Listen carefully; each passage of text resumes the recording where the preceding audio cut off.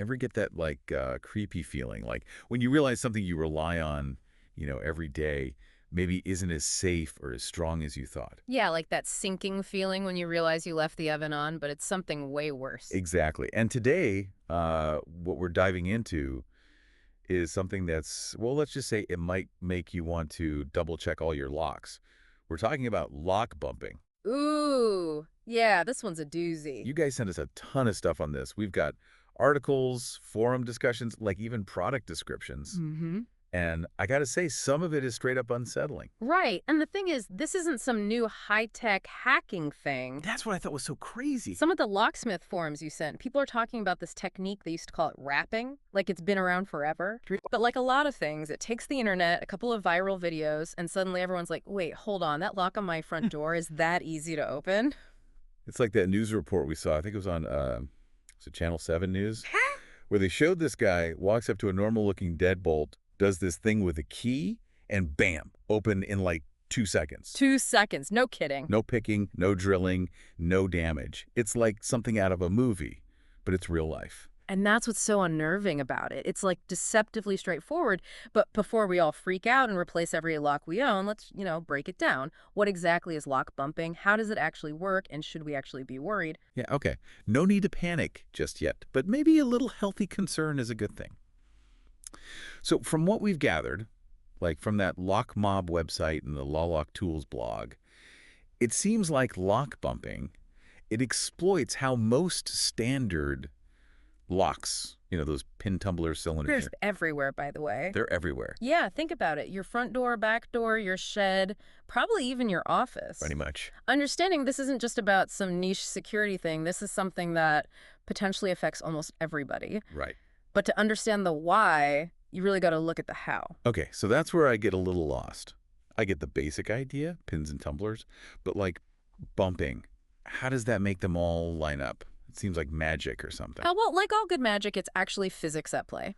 That Locksmith Ledger article had this great analogy using billiard balls. Okay, I can picture that. So you picture like a line of billiard balls, right? You hit that first one with the cue ball. The energy goes through all of them, and the last one goes flying, even though you didn't actually hit it directly. Exactly. Lock bumping uses that same principle of energy transfer. You have a specially made key called a bump key. We'll get into what makes them unique in a bit, but you put it in the lock, and instead of turning it, you give it a shark tap. They use a little hammer, sometimes a tool, depends. Oh, even thinking about that makes me cringe a little, imagining what's going on inside the lock. It's not as destructive as it sounds. Okay. That impact, it creates a shock wave that travels down the bump key into those pins inside. Just like the billiard balls. That energy transfers from pin to pin. If it's done right, all the pins line up perfectly for like a split second, and that allows the lock to turn. Then the pins fall back down. So it's all about that, like, precise timing and force to create that little window where the lock basically unlocks itself. Exactly, and that's where the bump key comes in. Now, you might be thinking, it's just a key. How different can it be? Well, there are some key differences, literally. Okay, so what makes a bump key different from, my regular house key? They look pretty similar to me. It's all about the details. It's all about those cuts on the key. Oh, right. Remember how we were talking about those cuts having different depths? And that creates like a unique code for each lock. Yeah, like some are shallow, some are deeper. Exactly. With a regular key, you need those precise depths to match the pin positions in your lock. A bump key, though, takes a different approach. Okay. If you look, you saw that description on the Ironside military site, that Australian bump key set. Yeah.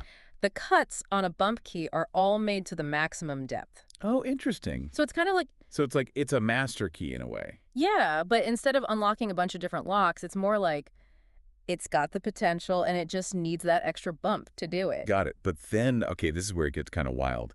Remember that Daily Mail article? The one about 3D printing bump keys? Yeah, that was a crazy one. It's like you can make a bump key from just a picture of a lock. Sounds like sci-fi, right? Yeah. But with 3D printing and the software that's available now, it's becoming more and more possible. And that's kind of scary because it makes it much easier for people to get their hands on these keys. And that brings up the whole legal issue around bump keys, right? Okay. Because owning one, it's not necessarily illegal everywhere, but obviously using it to break into someone's house, that's a different story. It's like that PickPals blog, the one about lock picks. Right. Perfectly legal to have them if you're a locksmith, or even just as a hobby. but not if you're using them to, For nefarious purposes. Right, exactly. It's a really gray area, and I saw that Reddit forum thread you sent, and there's a lot of debate about it.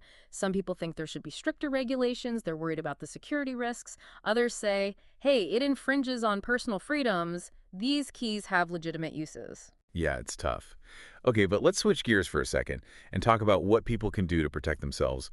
I mean, at this point, I'm kind of ready to, like, brick up my windows and never leave the house. I hear you. Don't go full on bunker mode just yet. Okay. There are practical things you can do to make your home more secure, and you don't have to spend a ton of money either. Okay, good. Remember what that locksmith said in that news report about multiple layers of protection?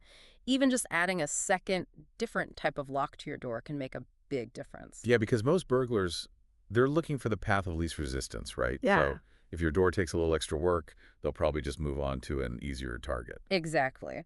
Now, when it comes to actually upgrading your locks, there are a few different options. A bunch of the sources mention Lockwood's kinetic defense cylinders. They have this special kind of pin that makes them pretty much bump-proof. So designed to, like, stop that energy transfer. Exactly.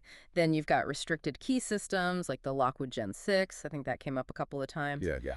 With those, it's much harder to make unauthorized copies of your key, so that adds another layer of security. It's like they say, an ounce of prevention is worth a pound of cure, right? Yeah.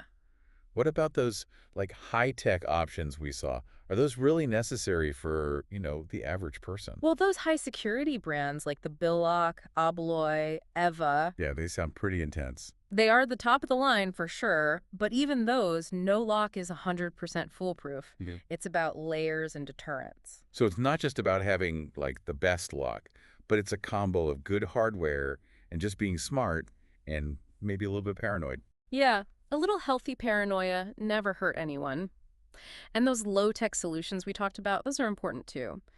Don't underestimate things like, visible security systems, alarms, or even just motion-activated lights. Right. It's all about making your house look less appealing to a burglar, right? Yeah. Like, go try next door. They haven't stepped up their security game. Exactly. Make them think twice before even trying. And speaking of neighbors, that's another one that's low-tech, but it works. Just neighborhood awareness. If everyone's paying attention, looking out for each other, it really makes a difference. Yeah, it takes a village, right? But, this whole thing has got me thinking. If lock bumping has been around for so long, what's changed? Why is it suddenly a big deal now? That's a good question, and it kind of gets to this bigger issue about security in general, especially in the digital age. Information spreads so much faster now, right? What might have been like a trade secret among locksmiths back in the day, Right. now it's just a quick Google search away. So it's not that lock bumping is new. It's just that our awareness of it, and I guess the tools to do it, it's just exploded recently. Exactly, and that applies to so much more than just locks. It's like this constant game of cat and mouse with security.